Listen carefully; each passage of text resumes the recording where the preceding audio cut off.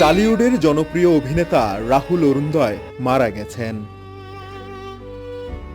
ভারতের দীঘার তালসারি সৈকতে দুর্ঘটনায় তার মৃত্যু হয়েছে। মৃত্যুকালে তার বয়স হয়েছিল ৪২ বছর। পূর্ব মেদিনীপুর জেলা পুলিশ অভিনেতার মৃত্যুর বিষয়টি নিশ্চিত করেছে বলে খবর প্রকাশ করেছে এই সময় সহ ভারতের একাধিক গণমাধ্যম।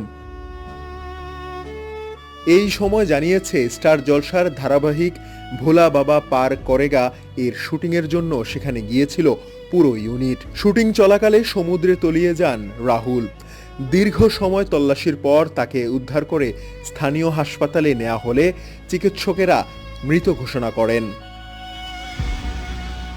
দুর্ঘটনার বিষয়ে সহ অভিনেত্রী সোমাশ্রী চাকি জানান, ঘটনার মাত্র কয়েক ঘন্টা আগেও একসঙ্গে শুটিং করেছিলেন তারা। কিভাবে এই দুর্ঘটনা ঘটেছে সে বিষয়ে নিশ্চিত কিছু জানাতে পারেননি তিনি।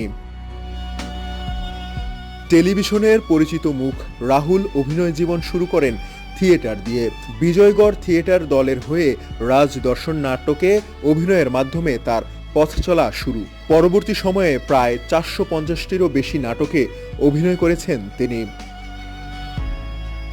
ছোট পর্দায় জি বাংলার একটি অনুষ্ঠানে অভিনয়ের মাধ্যমে দর্শকের নজরে আসেন তিনি। পরে চলচ্চিত্রে কাজ করার সুযোগ পান এবং ধীরে ধীরে পরিচিতি বাড়তে থাকে। ২০০৮ সালে মুক্তিপ্রাপ্ত চিরদিনই তুমি যে আমার ছবিতে অভিনয় করে ব্যাপক প্রশংসা কুড়ান তিনি। ছবিতে তার বিপরীতে ছিলেন স্ত্রী প্রিয়াঙ্কা সরকার। দীর্ঘদিন পর আবারও ধারাবাহিকে ফেরেন রাহুল। সম্প্রতি ভোলা বাবা পার করেগা ধারাবাহিকে তার অভিনয় দর্শকদের প্রশংসা পাচ্ছিল।